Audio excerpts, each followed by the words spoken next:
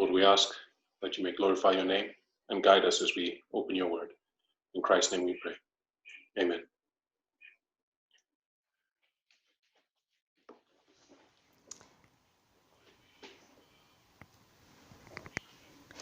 Então, só para resumir,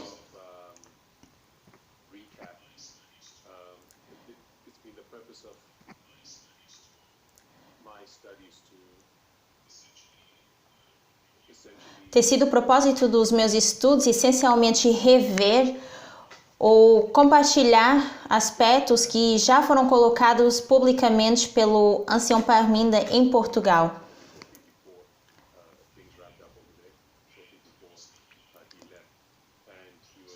E ele estava falando de Josias Litch, da aplicação de Daniel 11, que é apresentada por Josias Litch, e como isso se aplica ao nosso entendimento da verdade presente.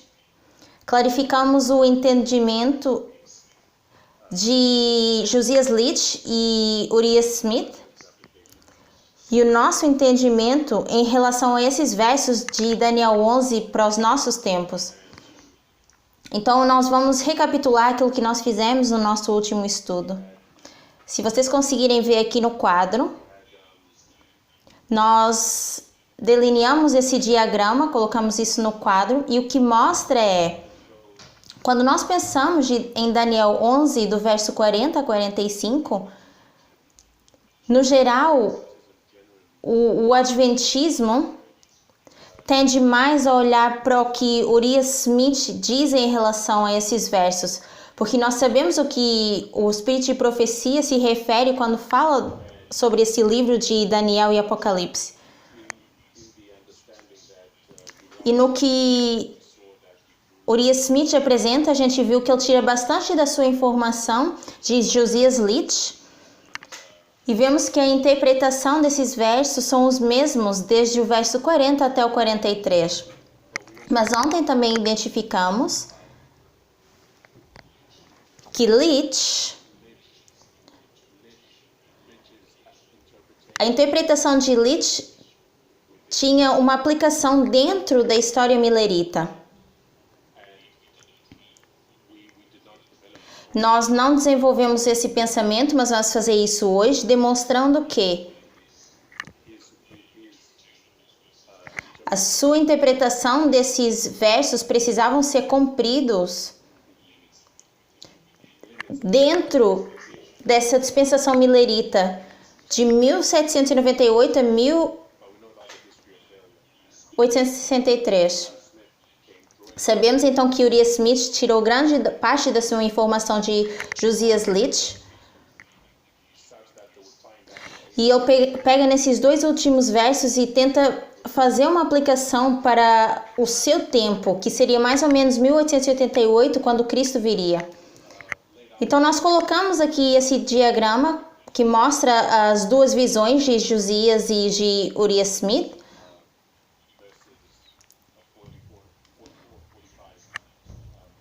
E vimos o verso 44 e 45 de como Uriah Smith entendia e também como Josias Smith entendia. Então foi aí que nós paramos ontem, mas eu também lembro que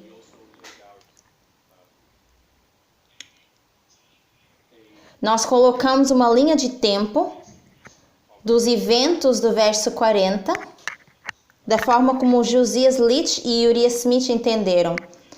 Com a França sendo ele, que é empurrado pelo Egito, e ao derrotar o Egito, depois vem a Síria e entra como redemoinho e também luta contra a França. E depois consegue removê-lo também do Egito. E isso foi uma falha para Napoleão e para os franceses.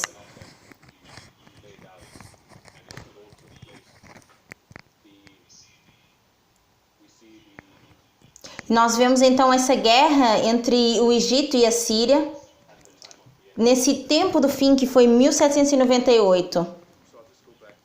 Então eu vou voltar para as minhas notas.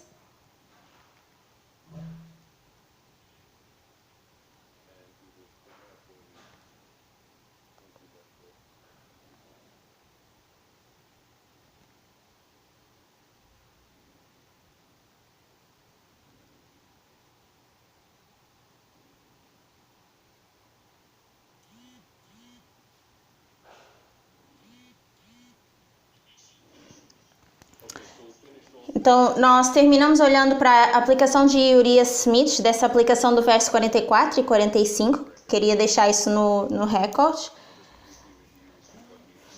Então, nós já falamos sobre o verso 40, que nós mostramos aqui nesse diagrama.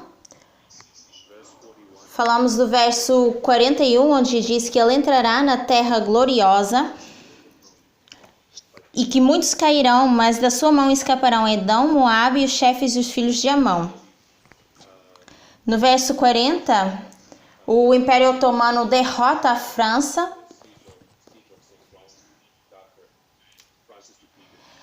e eles começam a ser agora empurrados.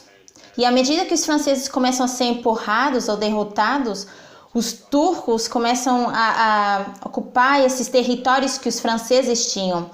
Então eles começam a conquistar esses territórios depois de vencer a guerra contra o Egito. Então essa terra gloriosa seria a Palestina. Então a Turquia também conquista a Palestina. E esses muitos países que cairão são esses que estão em volta da Palestina.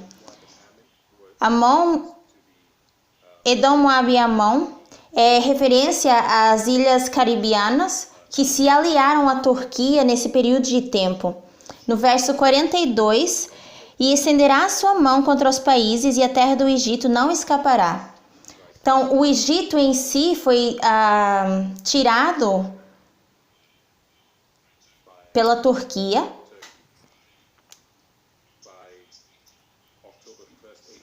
e foi assinado um tratado de paz a 1 de outubro e que isso fez com que o Egito fosse devolvido nas mãos dos turcos. Então existe uma história de eventos que vão levando até esse ponto. Mas o que nós estamos fazendo é apenas uma visão geral dessa história.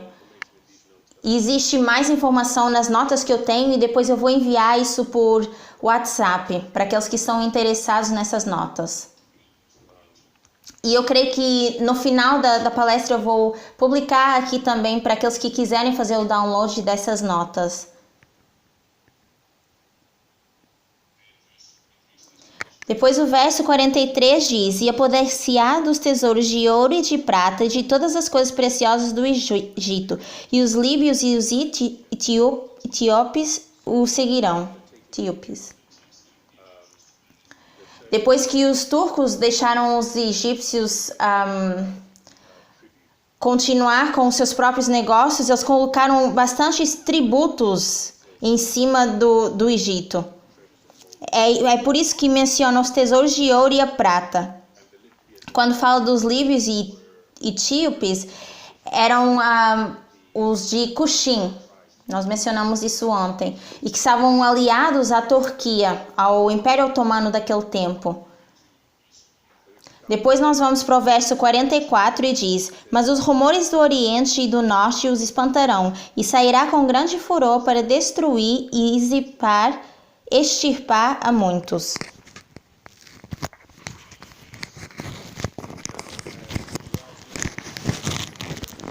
Então nós colocamos a forma como Uriah Smith entendia isso aqui.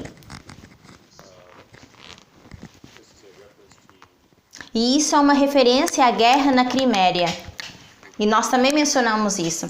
A guerra da Crimeia de 1853 a 1856.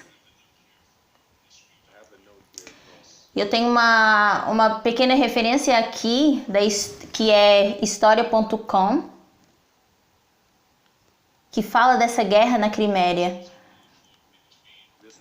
Isso foi uma guerra entre a Rússia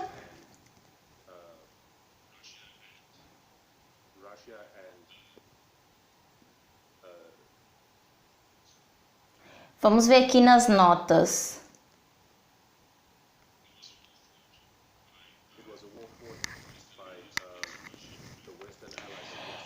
Então foi uma guerra travada entre a Rússia e alguns dos impérios otomanos. Isso porque a Rússia estava tentando ocupar território agora pro lado desses impérios.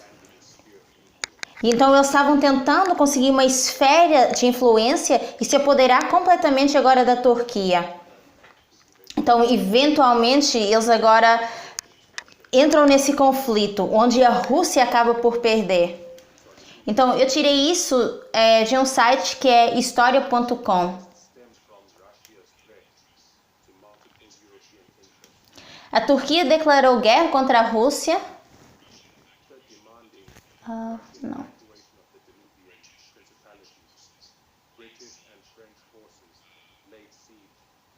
A Rússia perdeu para uma aliança composta pelo Império Otomano, França, Reino Unido e Sardenha. A causa imediata da guerra envolveu os direitos das minorias cristãs em Terra Santa.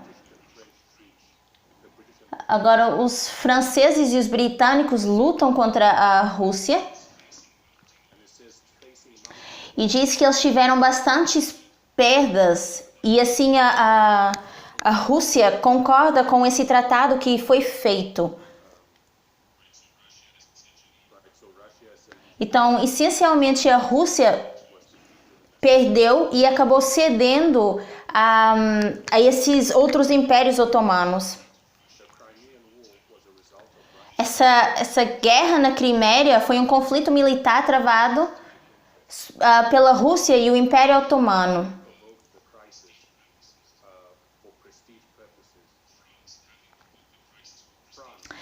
E os franceses promoveram os direitos e então a forma como Uriah Smith fala dessa guerra e desses versos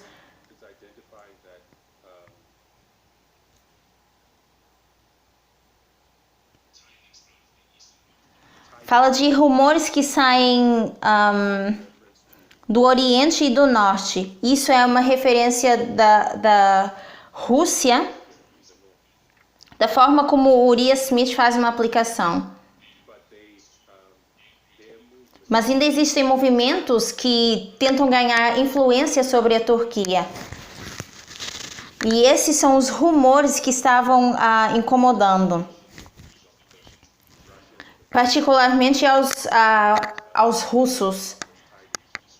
E ele então avançou com grande fúria para lutar contra. E a Rússia diz que os turcos avançaram com grande força para lutar nesse conflito, mas eles não conseguiram fazer isso sozinhos. Então a França teve agora que intervir nesse conflito e fazer com que a Rússia agora perdesse esse território.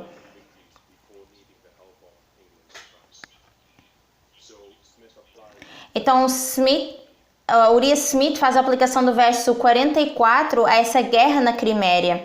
E agora nós vamos para o verso 45 que diz: E armarás tendas do seu palácio entre o mar grande e o monte santo e glorioso, mas chegará ao seu fim e não haverá quem o socorra. Esse verso não precisava de um cumprimento. A forma que Uriah Smith escreve sobre esse verso, a primeira edição desse verso foi publicada em 1882. Mas de acordo com a forma que Uriah Smith escreve na sua perspectiva, o cumprimento de verso 45 ainda ia ser no futuro. E eu creio que a gente consegue arrazoar com isso. Se essa história tivesse sido uma história de sucesso e o trabalho de Deus tivesse sido cumprido naquele tempo, conforme Cristo queria, o caminho teria sido preparado para a volta de Cristo. Então a interpretação do Uriah Smith teria sido cumprida. Mas isso não aconteceu, porque isso foi uma história de falha. E para o que isso aponta, da forma como Urias entendeu, foi para um conflito onde a Turquia iria agora ser obrigada a se aposentar na província da Palestina, ou a retirar-se para a província da Palestina. E isso acontece depois desse cerco entre o Mar Morto e o Mar Mediterrâneo. Essa província ficava entre. Então agora com esse conflito, a Turquia é obrigada a retirar-se para a província da Palestina. E os poderes que vieram para ajudá-los antes, que a gente vê no verso 44, a Grã-Bretanha e a França, esses poderes que ajudaram, não iriam chegar ao seu final. Então isso na verdade não aconteceu. Mas é o cenário que ele explica daquilo que teria acontecido nesse verso. Se a gente lesse agora do livro Daniel e Apocalipse, onde faz referência ou menção ao verso 45. Então a gente vai ler do livro Daniel e Apocalipse e vamos ler os comentários em relação ao verso 45.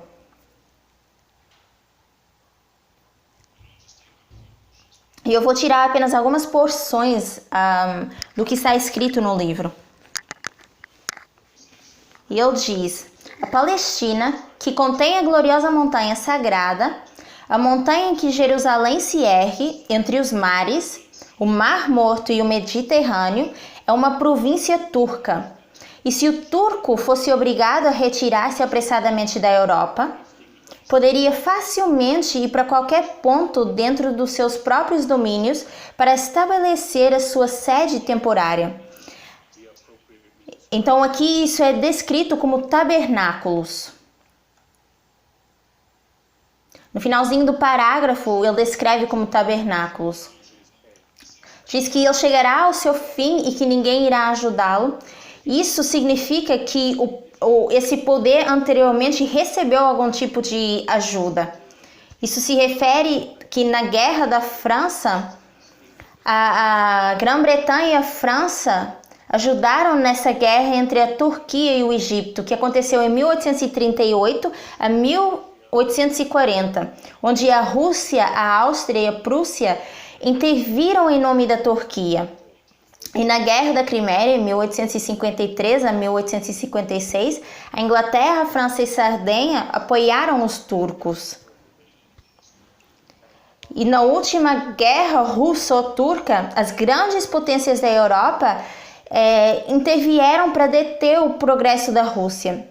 Mas sem ajuda recebida em todos estes casos, a Turquia teria provavelmente falhado em manter sua própria posição.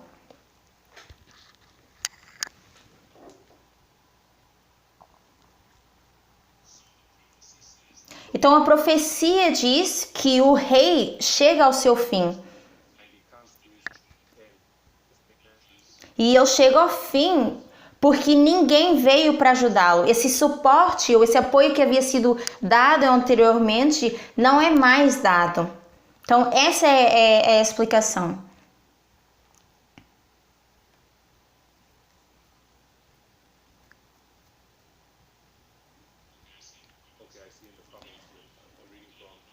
Eu vi nos comentários alguém perguntando de onde eu estava lendo. Eu estou lendo do livro de Daniel e Apocalipse de Uriah Smith. Agora, quando a gente olha para Josias Litch, Smith, como nós vemos, aplica o verso 44 à Crimeia e à guerra que aconteceu. E isso, claro, é no futuro com a publicação do seu livro. Litch aplica o verso 44 e 45 dentro do contexto da história milerita. E isso o leva até a história presente em que ele está, que seria o período de tempo presente que ele estava, que era 1888.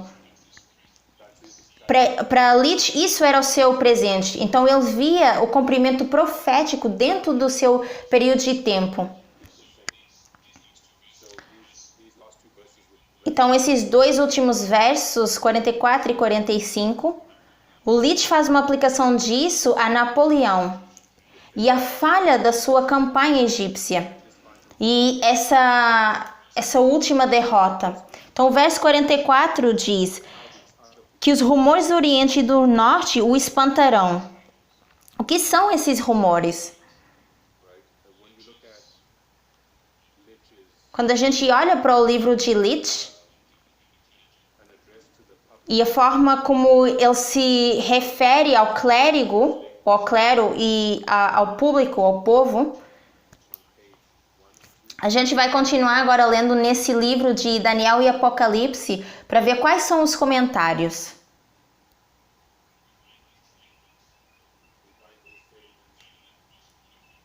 Então a gente consegue ver lá os comentários não em Daniel e Apocalipse. Agora a gente vai ler do APEC 102, na página 102 e 103.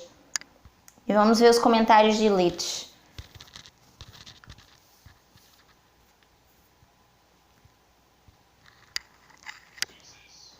E diz o seguinte: depois de Bonaparte ter se retirado para o Egito,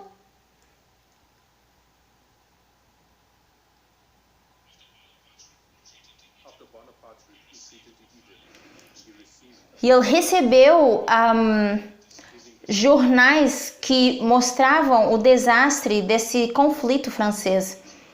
E esses rumores que vêm do norte da Síria e o fracasso da campanha no leste da Índia.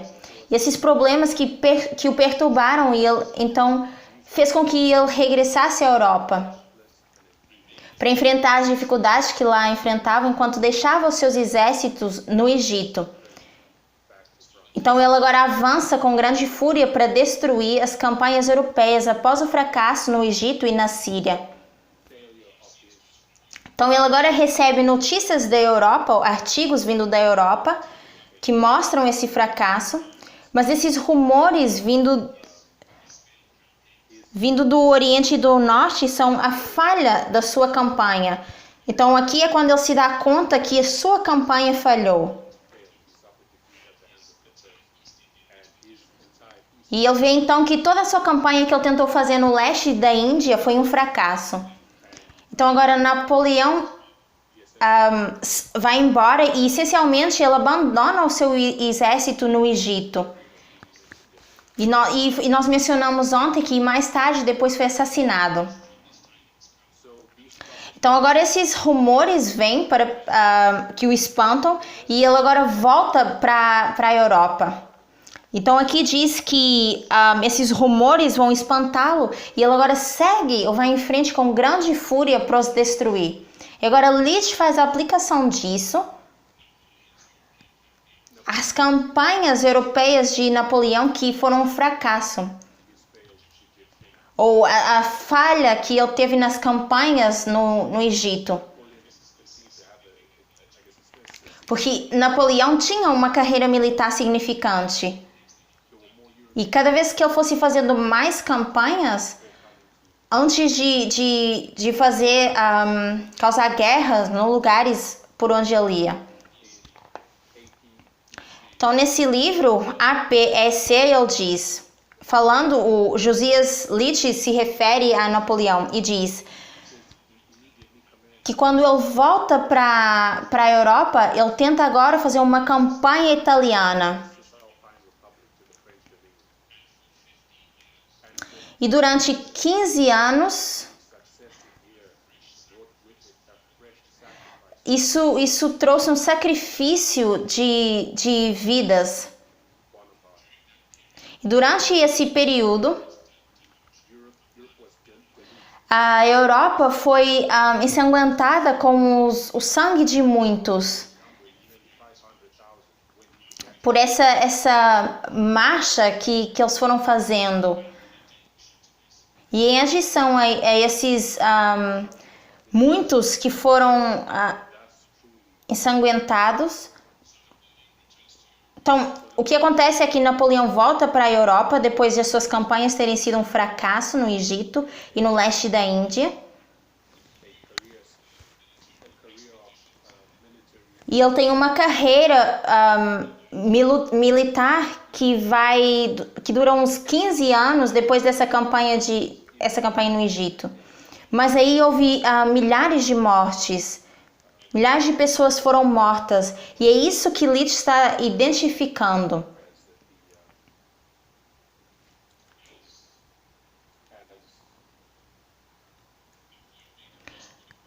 está identificando isso como ponto feito no verso 44, onde diz que ele sairá com grande furor para destruir e extirpar a muitos.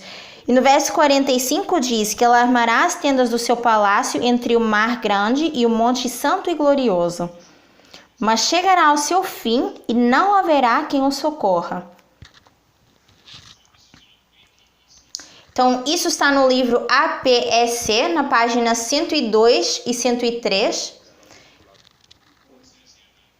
E eu vou tirar apenas alguns pontos. Diz que depois dessa batalha de Waterloo, Napoleão finalmente abdica desse trono.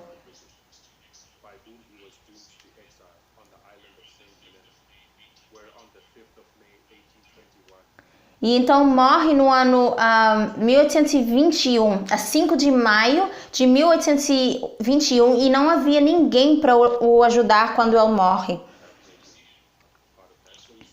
Então a gente vê aqui que no verso 45, da forma que Josias Litch entende, isso é cumprido nessa batalha de Waterloo. Em 1815, quando Napoleão é derrotado. E Litch leva essa história até 1821, quando Napoleão morre em exílio, sem ninguém para o ajudar. Então, marcar 1815 ou 1821 ainda faz com que isso cumpra o seu propósito em 1863.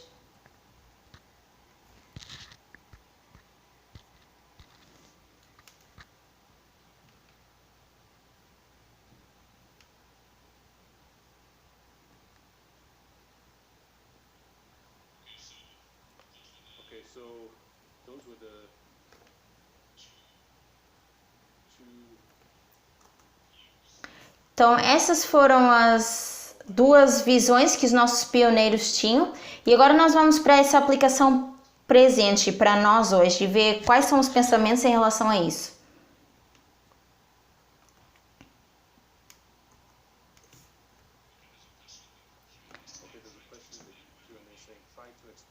Tem uma pergunta aqui que diz: tente explicar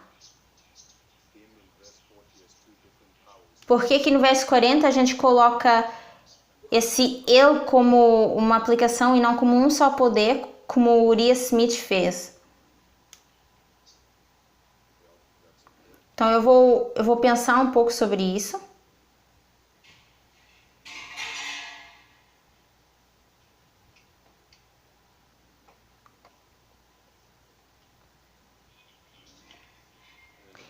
Me pediram também para tirar uma foto.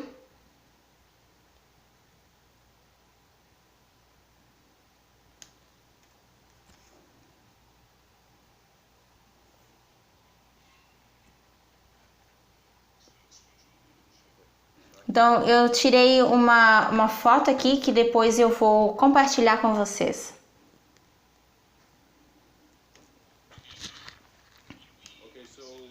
Então, quando nós consideramos a nossa aplicação de tempo presente e como isso se relaciona com a visão de Litch e Smith, eu acho que a gente consegue enxergar que a visão de Josias Litch é a intenção original do verso 40.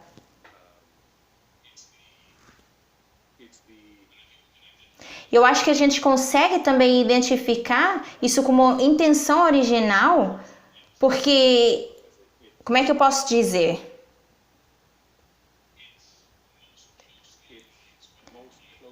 Está mais aliada com essa leitura simples, ou mais semelhante à leitura simples que a gente faz desses versos. Nós falamos desse verso 5, onde existe um princípio sendo colocado, onde a gente identifica esse rei do norte e esse rei do sul, que é quem controla o território da Síria e quem controla o território do Egito. E seguindo na história, o rei do sul e o rei do norte são definidos como qual é a identidade que agora controla essas duas regiões geográficas. Mas agora com Josias Litch, a sua aplicação continua com esse princípio, que foi estabelecido bem no início do capítulo de Daniel 11. E ele continua com esse princípio quase até o fim. Então, a sua aplicação é o que está mais próxima de uma leitura natural dos versos de Daniel 11. Quando nós damos essa relevância a Daniel 11, 40 e 45 no nosso tempo, nós temos que abandonar essa identificação geográfica que foi feita. E quando nós olhamos para a visão de Litch, apresenta apenas um tempo do fim na sua leitura direta. Um tempo do fim é 1798. E com os versos que se seguem, à medida que são cumpridos na sua proximidade, eles estão sendo cumpridos próximos a essa data do tempo do fim. Mas conosco, nós criamos esse segundo tempo do fim para que a gente pudesse dar relevância a esse verso 40 e 45 no nosso tempo.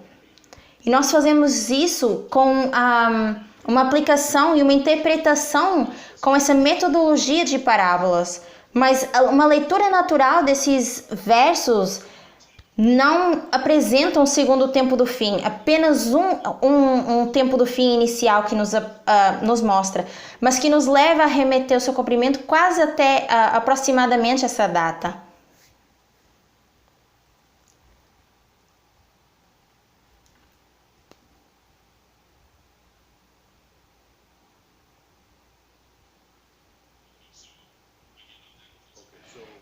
Então, novamente, com esse princípio e intenção original dessa verdade presente, ele apenas estamos corrigindo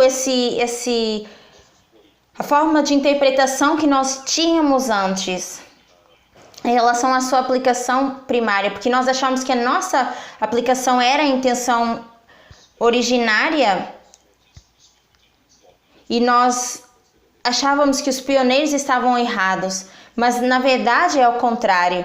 Os pioneiros estavam certos dentro da sua dispensação e estão mais próximos da intenção original do verso, enquanto nós fazemos a aplicação desses versos para poder dar relevância. Então eu vou pedir que a gente pense um pouquinho de como é que a gente desenvolve os versos 40 a 45. Esse desenvolvimento já foi mostrado na nossa revista Tempo do Fim.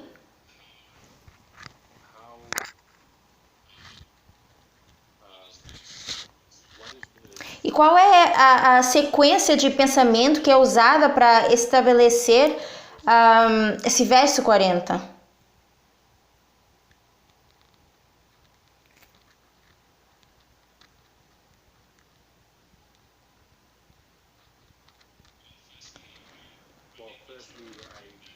Primeiramente, eu mencionei o ponto que esse conceito de região geográfica do Rei do Norte e do Rei do Sul, nós abandonamos esse princípio e nós aplicamos o Rei do Norte e o Rei do Sul de forma espiritual.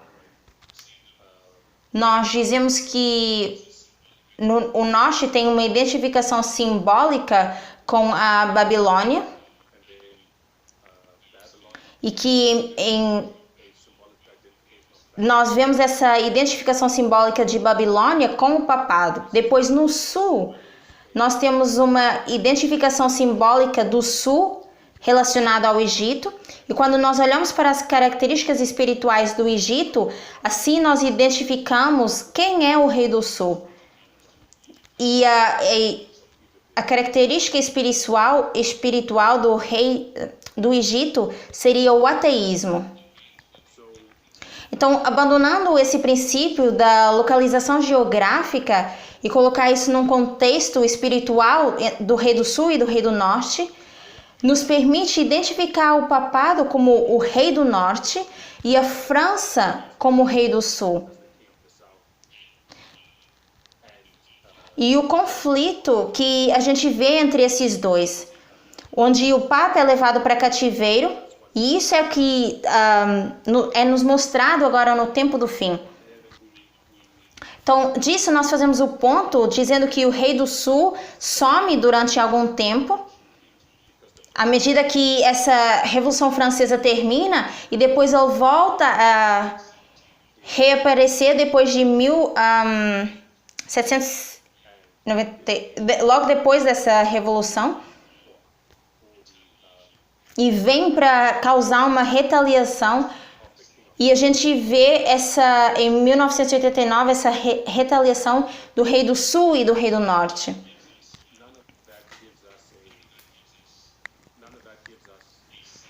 Mas nada disso faz com que nos dê um segundo tempo do fim. Para que a gente possa desenvolver um segundo tempo do fim, a gente precisa trazer outros princípios de interpretação para colocar sobre esses versos. Porque não existe nenhum segundo tempo do fim numa leitura simples ou natural desses versos. Então nós vamos apagar agora essa parte aqui do quadro.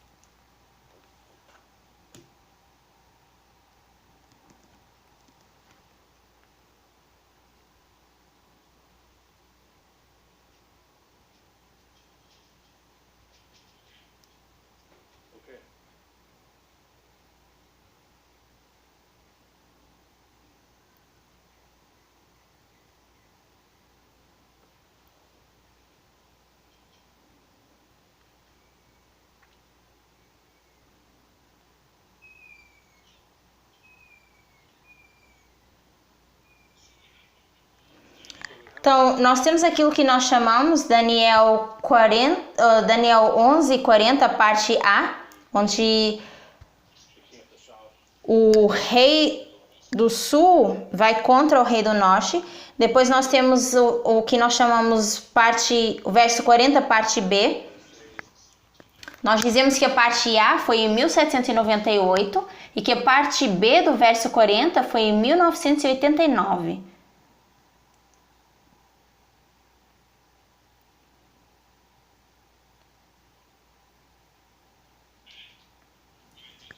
Nós identificamos que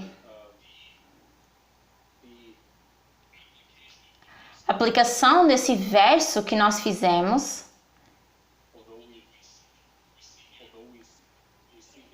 embora a gente consiga ver aqui o rei do sul derrotando o rei do norte, e aqui a gente vê o rei do norte derrotando o rei do sul, nós vemos que isso aqui é o tempo do fim, 1798, e a progressão de eventos do verso 40, mesmo na nossa aplicação espiritual, ainda assim não nos dá um segundo tempo do fim. E para que a gente consiga identificar um segundo tempo do fim, o que nós fazemos é usar o princípio de repetição e ampliação. Nós cortaríamos aqui essa linha.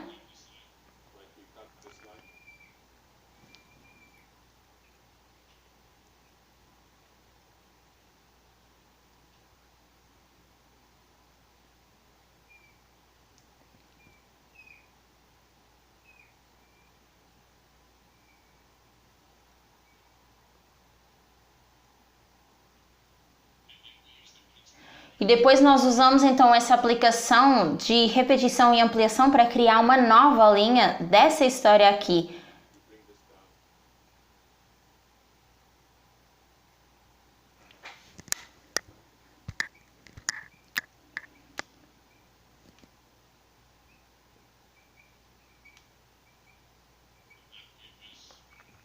E dessa forma, esse verso 40b se torna o tempo do fim, certo? Então, uma leitura natural do texto não faz que 1989 seja um tempo do fim. Nós fazemos isso, fazemos essa aplicação porque nós cortamos essa linha e fazemos o verso 40, parte B, ser o início de uma nova linha. E com esse início de uma nova linha, do verso 40b, nós conseguimos fazer uma aplicação de um novo tempo do fim. Então, os princípios de metodologia de parábola precisam ser usadas ou vistas para que a gente consiga enxergar 1989 como um tempo do fim.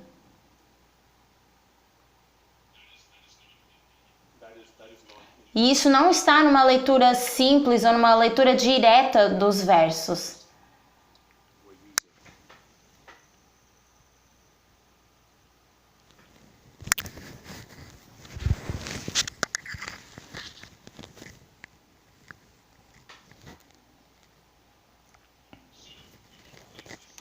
Então agora quando a gente corta essa linha e faz de o verso 40a e 40b duas linhas separadas, essa primeira parte, 40a, se torna a linha milerita e a parte B se torna a linha dos 144 mil.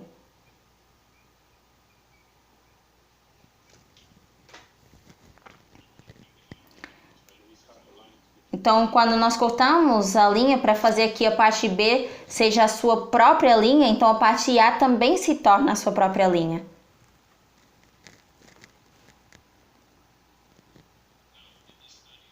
E agora no estudo que o ancião Parminda compartilhou, ele não só tomou tempo para clarificar o relacionamento ou a relação entre Josias Litch e Uriah Smith,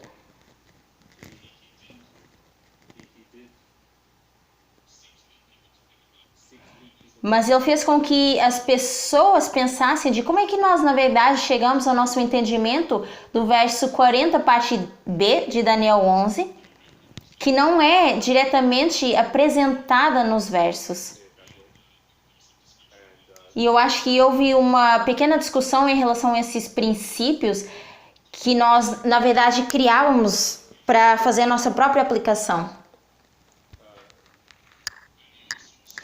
Mas nós também tentamos mostrar uma forma mais clara de como nós chegamos ao nosso entendimento. E eu realmente gostei do que o ancião Parminda ensinou, porque ele ensinou uma forma clara, uma forma fiel de ensinar o verso 40, parte B, e como a gente não vê as nossas aplicações nos versos. E à medida que ele foi apresentando, eu pensei no adventismo no geral. Porque no adventismo, realmente, se eles estão sendo honestos, eles conseguiriam enxergar isso.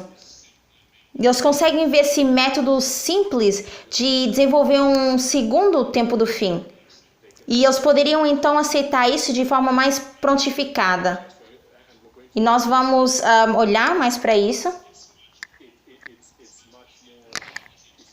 É muito mais fácil de ver e engolir de uma perspectiva adventista de como isso foi descrita na revista Tempo do Fim.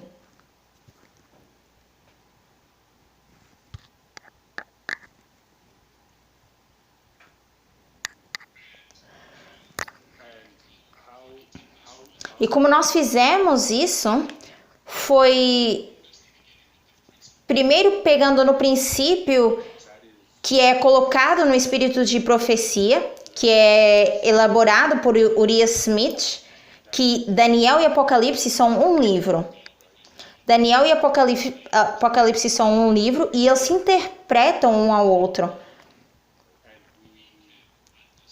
E nós podemos então entender Daniel de uma forma melhor ao comparar com passagens ou versos paralelos em Apocalipse. E nós podemos entender Apocalipse melhor fazendo um paralelo de versos com o livro de Daniel. Então, o que o ancião Parminda fez foi ir para algumas passagens, alguns versículos do livro de Apocalipse que falam desse tempo do fim que ocorreu em 1798. E comparando e contrastando, ele usou isso para desenvolver muito mais ou pintar essa imagem da história do verso 40, que nos permite ver esse segundo tempo do fim.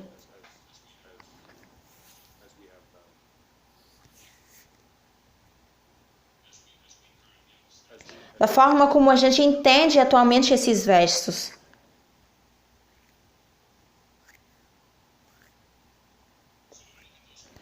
Então, quando nós olhamos para esses versículos paralelos, talvez eu vou fazer, na verdade, uma pergunta.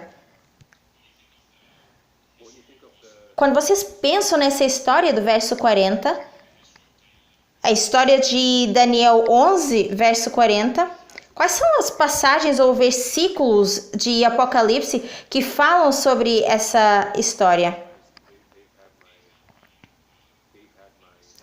Então, eu peço que os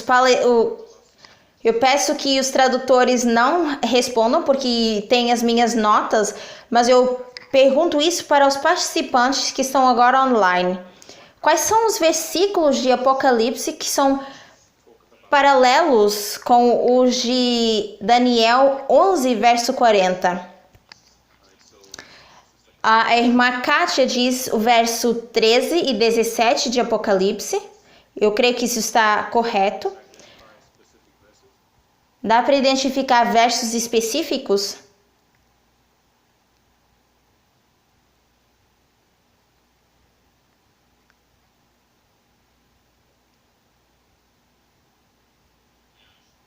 Então, nós temos Apocalipse 13, verso 3. E temos Apocalipse 17, 8, que foi colocado aqui no nosso bate-papo. Então, esses são os versos que eu quero que a gente olhe. Apocalipse 13, verso 3, onde diz: E vi uma das suas cabeças como ferida de morte, e a chaga mortal foi curada, e toda a terra se maravilhou após a besta. Então, essa ferida mortal, nós aplicamos isso corretamente ou diretamente no tempo do fim. Mas eu também incluí Apocalipse 13, verso 10, que diz: Se alguém leva em cativeiro irá. Se alguém matar a espada, necessário é que pela espada seja morto. Aqui está a paciência e fé dos santos.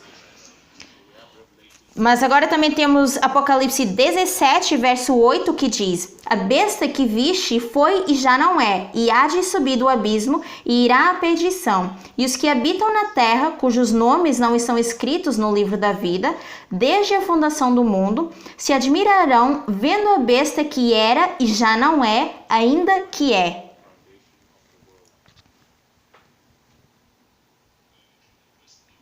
E eu também incluí o verso 11 do capítulo 17 de Apocalipse, que diz: E a besta que era e já não é ela também o oitavo, e é do 7 e vai à perdição. Então, quando nós olhamos para Daniel 11, verso 40, para identificar o rei do sul derrubando o rei do norte em 1798, os versos paralelos em Apocalipse são Apocalipse 13, 3 e 13 e Apocalipse 17, 8. Nós vemos que Apocalipse 13 e Apocalipse 17 estão repetindo e ampliando o capítulo de Daniel 11. Daniel 11, verso 40. Então, eles contêm informação que não é vista, ou que a gente não consegue enxergar, Tem informação em relação ao verso 40 de Daniel 11 que a gente não consegue enxergar nesse verso 40.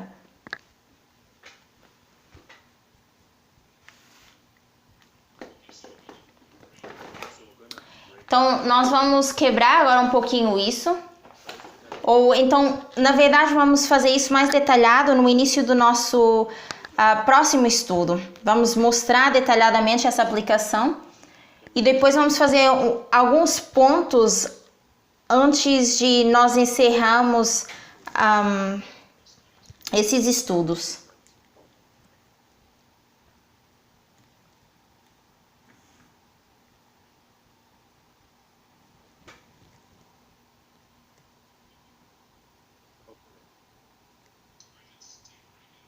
Então, nós vamos agora fazer um intervalo. E vamos voltar daqui a 15 minutos para o próximo estudo. Vamos nos ajoelhar para orar? Pai Celestial, nós te agradecemos pela tua palavra, agradecemos pela matéria que conseguimos cobrir e também clarificar o nosso entendimento de Daniel 11, do verso 40 a 45. Senhor, nós pedimos que o Senhor continue guiando durante todo esse dia com os estudos que ainda irão acontecer e no meu estudo que eu estou terminando e também dançar a tese mais tarde, que o Senhor fique conosco e nos ajude a refletir nas coisas que nós já estudamos e que a gente possa cada vez mais improvisar o nosso entendimento e o trabalho para esse tempo. Pedimos em nome de Jesus. Amém.